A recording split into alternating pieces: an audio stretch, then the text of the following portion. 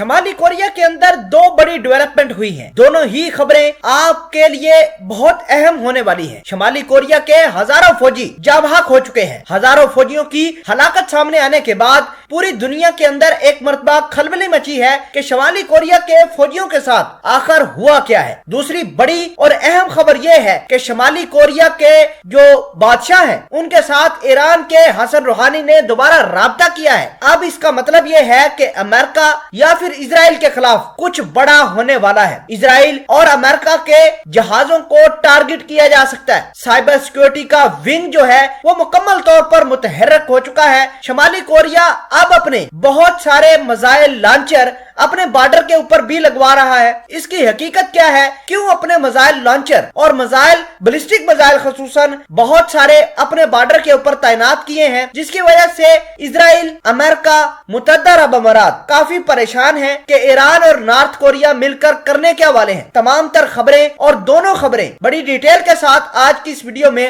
ہم آپ کے ساتھ شیئر کریں گے۔ چھوٹی سی گزارش ہے کہ آپ ہمارا یوٹیوب چینل حسنات ٹی وی کو سبسکرائب کر لیں، گھنٹی کے نشان کو دبا لیں تاکہ لیٹسٹ نیوز آپ تک پر وقت پہنچتی رہے۔ ناظرین، سب سے پہلے بات کرتے ہیں شمالی کوریا کے فوجیوں کی۔ تو اطلاعات یہ ہے کہ شمالی کوریا کے 4100 فوجی جاں بحق ہوئے ہیں۔ ان کو کوارنٹین سینٹر کے اندر رکھا گیا تھا، وہاں پر ان کو کرونا پایا گیا۔ جو فوجی ایئر فورس کا یا پھر ان کی نیوی کا فوجی کرونا وائرس یا عالمی وبا کی ذات میں آتا ہے، اس کو اسپیشل قسم کے کوارنٹین سینٹر کے اندر رکھا جاتا ہے اور ان کو وہاں کسی قسم کی کوئی ٹریٹمنٹ نہیں دی جاتی۔ اب ٹریٹمنٹ دینا یا نہ دینا یہ گورنمنٹ کی ذمہ داری ہوتی ہے، لیکن شمالی کوریا کے جو صدر ہیں یا جو ان کے بادشاہ ہیں، ان کا کرونا وائرس کے حوالے سے ایک ہی بڑا موقف ہے کہ جس کو یہ وائرس ہو جائے اس کو اڑا دو۔ تو بہت سارے لوگوں کو شمالی کوریا کے اس بادشاہ، اس ڈکٹیٹر نے اڑایا بھی ہے۔ جب یہ وبا نئی چائنا سے شمالی کوریا کے اندر داخل ہوئی تھی، اس وقت بہت سارے شمالی کورین فوجیوں کو یہ وبا لگی تھی۔ اس وقت بھی شمالی کوریا کے اس